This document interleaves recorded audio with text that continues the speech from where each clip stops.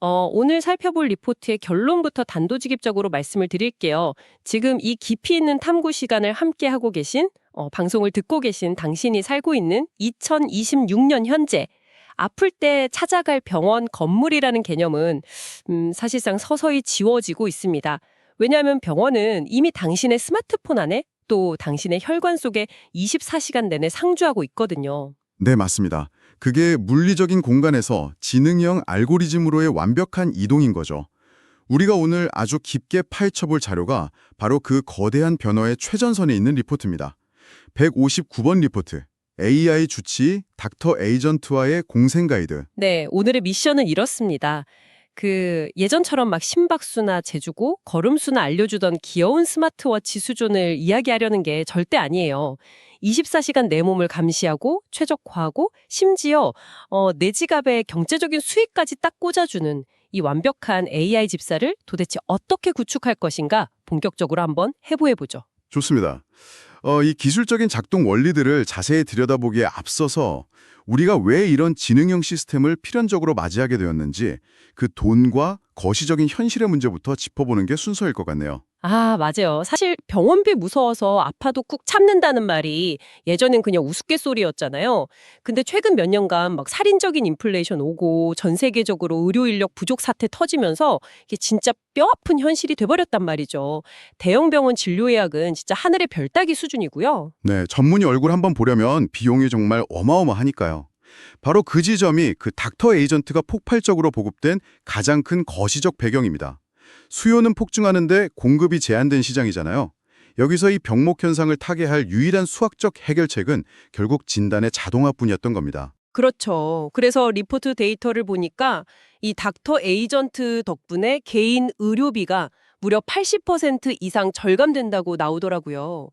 와, 80%면 사실상 의료 주권이 거대 자본이나 대형 병원에서 완전 평범한 개인의 손으로 넘어왔다고 봐야 하는 거 아닌가요? 정확합니다. 그 거대 자본의 독점에서 개인으로 권력이 이동한 거죠. 이른바 의료 민주화가 기술을 통해서 완성이 된 셈입니다.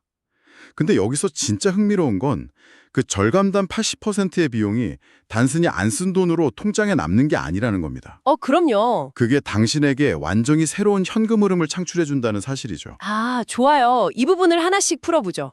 저는 이 구조를 보면서 내 세포 하나하나를 전담해서 관리해주는 엄청 깐깐한 재무회계사를 두는 것 같다는 생각이 들었거든요. 오, 재무회계사요? 네, 보통 우리가 병에 걸려서 병원에 가면 내 몸이 파산해서 치료비라는 막대한 빚을 지고 그 이자를 갚는 거잖아요.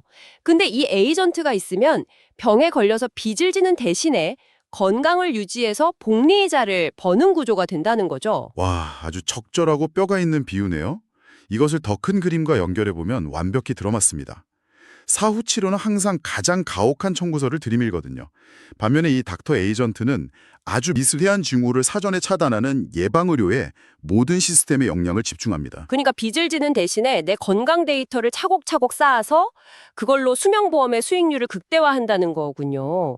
건강배당금을 달마다 수령하게 만들고요. 네, 자본주의 시스템이 마침내 인간의 건강을 미리미리 챙기는 방향으로 아주 강력한 경제적 인센티브를 맞추기 시작한 겁니다. 야, 경제적인 이득은 확실히 알겠어요. 여기서부터 정말 흥미로워지는데요. 근데 잠깐만요. 내 모든 생체 정보를 24시간 내내 기계가 낱낱이 들여다본다는 건데 솔직히 좀 소름 돋지 않나요? 청취자이신 당신도 아마 이거 너무 과도한 감시 아닌가? 기계적이고 차가운 느낌이 드실 것 같아요. 네, 초기엔 사실 다들 그런 거부감을 가졌습니다. 나를 옥죄는 빅브러더가 아예 내 혈관 속으로 들어온 거 아니냐, 이런 우려도 많았고요. 하지만 여기서 매력적인 부분은 이 시스템이 당신을 모니터링하는 방식, 즉 멀티모달 생체 감시가 어떻게 작동하는지 그 메커니즘을 이해하시면 시각이 완전히 달라지실 거라는 점입니다. 멀티모달이요? 그게 단순히 심박수 재고 피트니스 밴드에 숫자 뜨는 뭐 그런 수준이 아니라는 뜻인가요? 네, 숫자 그 이면의 맥락까지 유기적으로 아주 촘촘하게 엮어서 읽어냅니다. 목소리 톤의 미세한 떨림, 아침에 눈을 떴을 때 안면 근육의 긴장도, 수면 중의 뒤척임 횟수, 심지어 스마트폰 키보드를 타이핑하는 속도와 압력까지 전부 융합해서 분석하죠. 잠깐만요, 진짜요? 내가 타이핑하는 속도나 오타율만 보고 지금 내 피로도를 안다고요? 대체 어떤 원리로 그게 가능한 거죠? 스마트폰 자판을 칠 때 우리 뇌의 신경계는 손가락 근육과 아주 복잡하고 정교하게 상호작용을 하거든요. 스트레스 수치가 높거나 수면이 부족하면 당신 본인은 자각하지 못하더라도 평소보다 백스페이스를 누르는 횟수가 확 늘어난다거나 단어와 단어 사이의 그 입력 지연 시간, 즉 미세한 머뭇거림이 길어지게 됩니다. 아, 내가 글자를 지웠다 썼다 하는 그 찰나의 순간 그 패턴을 에이전트가 역추적해서 내 뇌의 상태를 읽어낸다는 거군요. 맞습니다.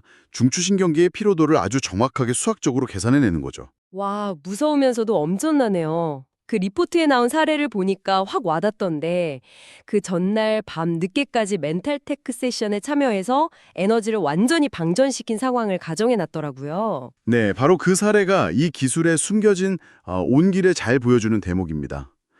아침에 눈을 떠서 AI에게 한마디 건네는 그 순간 AI는 당신의 목소리의 주파수에 섞인 피로파동을 즉각 감지합니다.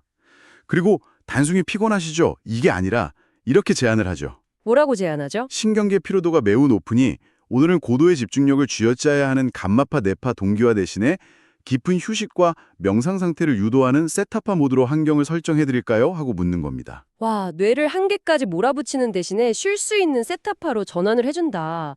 사실 우리 인간 자기 한계를 잘 인정 안 하잖아요.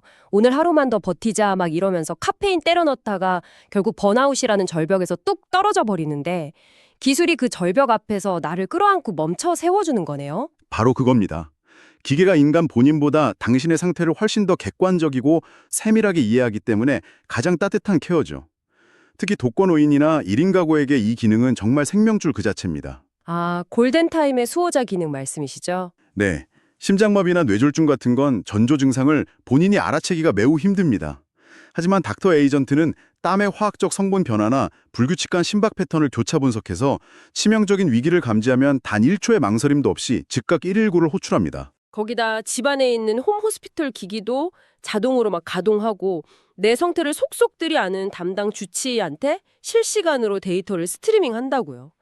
솔직히 혼자 쓰러져서 방치될 두려움 자체를 완전히 없애버린 거잖아요. 이쯤 되면 진짜 나를 살려주는 가정 든든하고 따뜻한 울타리 인정입니다. 네, 기술의 발전이 가장 인간적인 방패가 된 셈이죠. 그렇다면 이 모든 게 대체 무슨 의미일까요? 나를 정서적으로 이해해주고 번아웃도 먹어주고 생명까지 지켜주는 방패를 얻었어요. 이렇게 내 몸이 최상의 컨디션으로 최적화되었다면 이제 이 넘치는 에너지를 어디다 써야 할지? 리포트를 보면 여기서부터 아주 공격적인 자산관리 전략으로 논의가 확장되더라고요. 맞습니다. 수비에서 공격으로 태세를 전환하는 거죠. 이제 건강이라는 것이 단지 아프지 않은 상태에 머무는 게 아니라 폭발적인 업무 효율과 현금 흐름을 만들어내는 신체 자본화의 단계로 진입했음을 보여주는 대목입니다. 신체 저본화. 저는 이 대목에서 내 몸을 마치 F1 레이싱카처럼 다룬다는 비유가 떠올랐어요. 그 F1 경주 보면 경주차에 센서가 수백 개 달려 있어서 밖에서 피트크루가 실시간 원격 측정 데이터, 그러니까 텔레메트리를 보면서 막 타이어 마모도나 연료 분사량을 아주 미세하게 통제하잖아요. 네, F1 레이싱카라 기술의 본질을 꿰뚫는 아주 훌륭한 비유네요. 실제로 우리 신체도 그 경주차들처럼 매일의 컨디션이나 스트레스 수준에 따라 필요한 연료 소비율이 다 다르니까요. 아침마다 닥터 에이전트가 당신의 혈액 데이터라는 텔레메트리를 실시간으로 분석해서 오늘 딱 필요한 최적의 연료만 계산해 주입하는 겁니다. 아, 리포트에서는 이걸 약물 아비트라지, 즉 차익거래 전략이라고 부르더라고요. 남들이 좋다는 영양제를 막 무분별하게 한 움큼씩 먹는 낭비를 멈추는 거죠. 네, 과거에는 간에 무리를 주면서까지 불필요한 보충제를 과잉 섭취하는 경우가 많았죠. 돈은 돈대로 버리고 몸은 상하는. 그러니까요. 근데 지금은 매일 혈액 데이터를 분석해서 내 몸에 딱 필요한 성분만 단 하나의 맞춤형 팩으로 로봇이 조제해주거나 아니면 시스템이 최저가로 알아서 부족한 영양제만 자동 주문, 그 오토 오더링을 해준다는 거잖아요. 과잉 섭취랑 비용을 동시에 막아버리는 거네요. 정확합니다. 완벽한 효율의 차익거래죠. 자, 그렇게 연료 효율을 극대화했으니 이제 언제 가속 페달을 밟고 언제 브레이크를 밟을지 레이스 전략을 짜야 합니다. 아, 라이프 사이클 OS. 이것도 진짜 신세계였어요. 신체의 생체 리듬, 즉 서카디안 리듬에 당신의 업무 스케줄을 동기화시키는 거죠. 사람마다 코르티솔 수치가 낮고 뇌가 가장 맑아서 집중력이 폭발하는 골든타임이 존재하거든요. AI는 당신의 데이터를 바탕으로 그 시간대를 정확히 짚어냅니다. 그리고 바로 그 황금 같은 시간에 가장 고단가 지식 업무를 내 캘린더에다 꽂아주는 거죠. 반대로 막 밥 먹고 난 오후 3시쯤 피로도가 높고 뇌가 멈추는 느낌이 들 때는 어떻게 되나요? 그럴 때는 억지로 두뇌를 고문할 필요가 없습니다. 시스템이 자동으로 당신의 상태를 파악해서 이메일 정리나 단순 자동화 점검 같은 가벼운 업무로 스케줄을 재조정해 줍니다. 신체 리듬과 업무의 파도를 이렇게 완벽히 일치시키면 생산성이 무려 300% 이상 상승한다는 것이 이 자료의 분석입니다. 와, 300%요? 이건 진짜 내 몸을 전략적 자산으로 완전히 무기화하는 거네요. 근데 신체 자본화의 끝판왕은 따로 있더라고요. 데이터 마이닝 수입. 네, 궁극의 현금 창출이죠. 내가 닥터 에이전트의 관리를 받으면서 그저 건강하게 생활하기만 해도 이 익명화된 나의 헬스케어 데이터가 바이오마켓의 제약사나 연구소에 비싼 값에 거래가 되고 내 계좌에 지속적인 코인이, 그러니까 현금 흐름이 창출된다는 거잖아요. 맞습니다. 당신이 건강한 일상을 영위하는 그 자체, 당신의 건강한 삶 자체가 자산이 되어 시장에서 막대한 가치로 환전되는 겁니다. 야, 진짜 짜릿한 미래네요. 근데 이렇게 생체 데이터가 돈이 되고 수명을 결정짓는 엄청난 권력이 되었다고 생각하니까 여기서 문득 덜컥 겁이 나기도 합니다. 어떤 우려가 드시나요? 이 민감한 정보들, 내 수면 기록이나 호르몬 수치 같은 지극히 내밀하고 사적인 데이터가 클라우드를 타고 가다가 통째로 해킹당하면 어쩌죠? 원시 데이터 유출 리스크 같은 거요. 이는 아주 중요한 질문을 던지게 합니다. 정보의 가치가 폭등할수록 위협도 커지니까요. 그래서 이 자료의 후반부에 보안과 실행 문제가 등장하는 겁니다. 가장 내밀한 정보는 절대로 집 밖을, 아니 스마트폰 밖을 나가선 안 됩니다. 스마트폰 밖을 안 나간다. 그게 제로 트러스트 기반의 온디바이스 AI 기술을 말하는 거군요. 바로 그겁니다.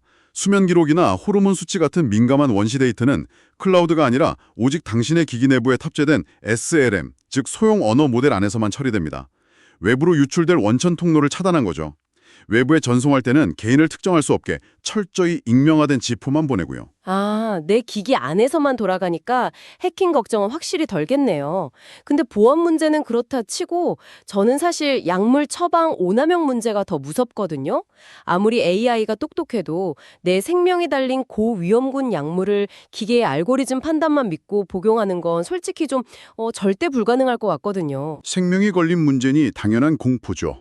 바로 그 점 때문에 이 자료에서 인간 전문의와의 교차 검증을 필수 프로토콜로 둔 겁니다. AI를 맹신하지 않는 안티프레질 전략이라고 부르죠. 안티프레질 전략. 그러니까 AI가 제안한 게 다 통과되는 게 아니라는 거죠. 네, AI가 주문한 약물이 기존에 당신이 먹던 약물과 상충하지 않는지 데이터베이스 교차 검증을 1차적으로 거치고요. 고위험군 약물 처방의 경우에는 반드시 인간 주치의의 깐깐한 승인 도장을 받도록 세팅되어 있습니다. 아, 기계가 초안을 짜면 인간 의사가 최종 승인을 하는 거군요. 네, AI에 지치지 않는 신속함과 데이터 처리 능력, 거기에 인간의 전문성과 보수적인 안전망이 결합할 때 비로소 진정한 의미의 무적의 시스템, 즉 불멸의 제국 컨트롤 타워가 완성됨을 논리적으로 설명하고 있는 겁니다. 야, 기계의 속도에 인간의 브레이크를 달아서 치명적인 오류를 막는다. 완벽하네요. 이렇게 12장의 슬라이드를 쭉 다 관통해 보니까 머릿속에 아주 거대한 그림 하나가 웅장하게 그려집니다. 네, 2026년 이제 당신의 몸은 그저 시간이 흐르면 낡아가는 방치된 자연물이 아닙니다. 이 지능형 주치 닥터 에이전트와 함께 120세 이상까지 치밀하게 경영하고 방어해 나가야 할 하나의 거대하고 무너지지 않는 신체 제국으로 거듭난 것이죠. 맞아요. 그 위대한 제국의 컨트롤 타워가 당신 스마트폰 속에 당신만을 위해 24시간 깨어 있다는 게 오늘 리포트의 핵심이었습니다. 근데 이 완벽한 시스템에 대해서 이야기를 쭉 나누다 보니까요. 문득 자료에는 없던 도발적인 생각이 하나 떠오릅니다. 어떤 건가요? 만약 우리의 신체가 AI에 완벽하게 데이터화되고 끊임없이 현금 흐름을 창출하는 거대한 자산이 된다면요. 가끔은 소파에 누워서 엉망진창으로 정크푸드를 막 먹거나 아무 생산성도 없이 충동적으로 밤을 새우며 노는 그런 비효율적인 인간의 즐거움 있잖아요. 이런 것들은 2026년엔 절대 감당할 수 없는 엄청난 사치품이 되어버리는 되는 걸까요? 아니면 이 차갑고 완벽한 시스템에 대한 우리의 유일한 반항이 될까요? 지금 듣고 계신 당신의 생각은 어떠신가요? 아, 완벽한 최적화 그래프 바깥으로 일탈하는 즐거움.